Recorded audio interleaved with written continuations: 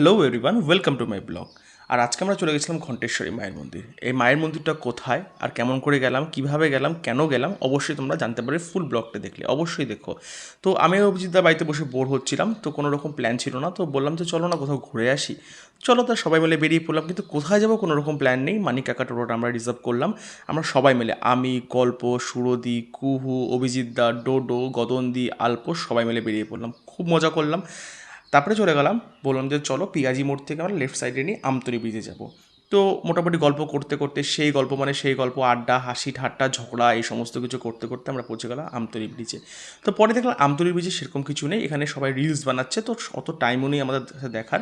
তো আমাদের মানিক কাকা বললো চলো তোমাদের একটা ভালো মন্দিরের দিকে নিয়ে যাবো। কোন মন্দির? বলে তপন ডিস্ট্রিক্টের মধ্যে পড়ে, মানে দক্ষিণ দিনাজপুর ডিস্ট্রিক্টে পড়ে, তপনের আন্ডারে পড়ে ওটা। ওখানে একটা খুব জাগ্রত মন্দির আছে, কিন্তু মন্দিরটা এখন রক্ষণাবেক্ষণ চলছে, অনেক রকম কাজ চলছে। চলো চলো তারা নিয়ে যাও। আর এত সুন্দর তালবন, আর এতে দেখে তো একদম খুবই ভালো লাগলো। পরে আসার সময় এখানে ভিডিও, পরে ফটোশ্যুট করেছিলাম আমরা। তো যাই হোক, তারপরে চলে গেলাম এই একটা গ্রামের রাস্তা দিয়ে, একদম পুরো কাদা ভর্তি রাস্তা। তারপরে পৌঁছে গেলাম একটা হাট, আর এই হাটে এত সুন্দর জিনিস বিক্রি হচ্ছিলো, মানে একদম কবিতার কথা মনে পড়ে যাচ্ছিলো।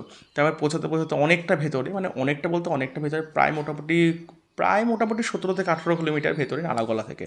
তো আমরা পৌঁছে গেলাম মায়ের মন্দিরে। আমি জানিও না এটা কালী ঠাকুরের মন্দির না দুর্গা ঠাকুরের মন্দির, আমি কোনো রকম আমার আইডিয়া নেই, কারণ কি আমি কোনোদিনও নাম শুনিনি। তো সবাই, অনেকে বললো, খুব লোকাল লোকজন, যে খুব জাগ্রত মায়ের মন্দির এটা। তো এখানে আশেপাশে হাট চলছে, এখানে সামনে এখানে যে লোকাল যে ড্রিঙ্কের ব্যবসা ওটাও চলে। তো সেগুলো সব কিছু দেখলাম। তো ভেতরে গিয়ে ওখানে আর ক্যাপচার করতে পারলাম না। তো মায়ের মন্দিরটা দেখো, একদম মনে হচ্ছিলো মালদা জহরতলা যে মন্দিরটা আছে, চারপাশে জঙ্গল, মানে আমবন। এখানেও সেম, চারপাশটা পুরো জঙ্গলের মতো আছে মায়ের মন্দির এখানে। তো আমি প্রণাম করে উঠে গেলাম। জুতা রাখার জায়গা ওখানে ছিল, তো ওখানে জুতা রেখে আমরা চলে গেলাম মন্দিরে। তো যাই হোক, প্রথমে গেলাম মাকে প্রণাম করতে। তো মায়ের ওখানে গিয়ে তারপরে ভাবলাম যে অ্যাকচুয়ালি মূর্তি আমি খুঁজে পাচ্ছিলাম না। পরে ওখানকার যে ছোটো ছোটো বাচ্চা কিছু ছিল, 3-4 জন বাচ্চা, তো তারা আমাকে বললো এটা মায়ের মন্দির, এটা কালী মায়ের মন্দির। তো ওরা আমাকে অনেক কিছু চেনালো। সবথেকে জিনিস ভালো লাগলো, সব জায়গায় যেমন দড়ি বাঁধা হয় বা কোনো সুতা বাঁধা হয় কোনো মান্নাতি থাকলে পূরণ করার জন্য, তো এখানে না ওই যে আমরা যে পয়লা বৈশাখের সময় বা অন্য কোনো ফেস্টিভ্যালের সময় যে আমরা যে ওই কদম ফুলের মতো যেগুলো হয় সেগুলো বাঁধে, তো সেগুলো বেঁধে মায়ের কাছে আমরা আশীর্বাদ নেই বা মনস্কামনা থাকলে করি।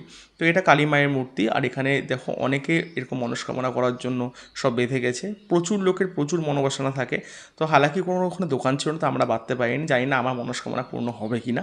তো এটা হচ্ছে দুর্গা মায়ের মূর্তি, প্রচুর পুরনো, মানে আমি যা শুনেছি কয়েকশো বছরের এটা পুরনো মন্দির। তো এখানকার যে লোকাল যারা ছোটো ছোটো বাচ্চা, আর ছোটো ছোটো অনেক অনেক ছোটো ছোটো মূর্তি আছে, আমি বুঝতে পারিনি যে কোনটা কিসের মন্দির, কারণ কি কোনোভাবে লেখা নেই। তো এটা দুর্গা মায়ের মূর্তি, সেটা আমি দেখে বুঝতে পেরেছি, পরে এক বাচ্চাগুলো বললো। তোরা এখানকার লোকাল? হ্যাঁ, বাড়ি কোথায়? কি করবে? আচ্ছা, তো এটা দুর্গা ঠাকুরের মন্দির না? ঘণ্টেশ্বরী মায়ের মন্দির। দুর্গা আছে, কালী আছে। পূজা কবে কবে হয় এখানে? শনিবার মঙ্গলবার। শনিবার মঙ্গলবার।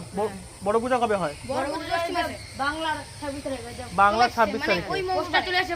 আচ্ছা, তোদের নাম কি? আমার নাম জ্যোতিষ বর্মন। তোর নাম? তোর? সমজিৎ বর্মন। আরে বাহ, এদিকে আয়।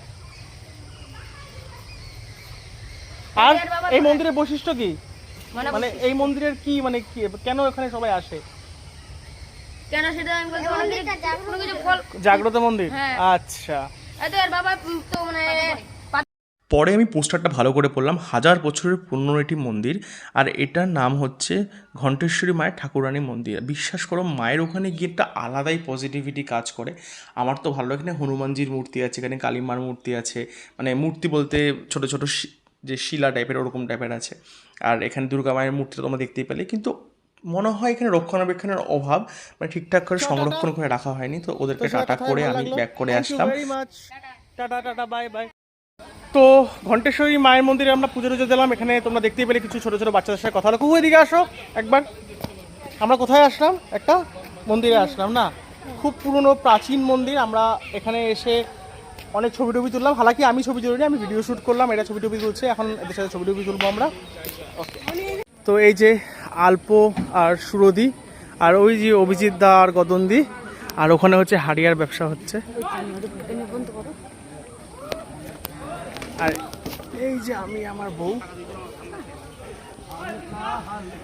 সুন্দর একটা জায়গা, দারুণ। তোমাদেরকে আমি একবার ওই মার্কেটে ঘুরে আনছি। তারপরে মায়ের মন্দিরে পুজো টুজো দিয়ে আমরা ব্যাক করলাম আমতলি ব্রিজে, আর এখানে কিছু ফটোশ্যুট করা হলো। আমি সেরকমভাবে কিচ্ছু করিনি, আলপো আর কল্প আর মানে যে হচ্ছে কুহু এরাই করেছে ফটোশ্যুট। আমি আর কুহু অল্প ভিডিও শ্যুট করছি, ব্যাস ওইটুকুই। এবার বলি মন্দিরটা যাবে কীভাবে। নালাগোলা থেকে পিয়াজি মোড় থেকে লেফট সাইড নেবে। লেফট সাইড নিয়ে মোটামুটি প্রায় 12 থেকে 13 কিলোমিটার গেলেই কোনো লোকাল লোককে জিজ্ঞাসা করলে তোমরা পেয়ে যাবে মায়ের মন্দির। আর ওদিক থেকে তপন থেকেও তোমরা আসতে পারো। এই হলো আজকে ঘুরতে যাওয়ার ভিডিও। কেমন লাগলো অবশ্যই জানিও। ভিডিওটা ভালো লাগলে অবশ্যই like share and subscribe. Thank you for watching.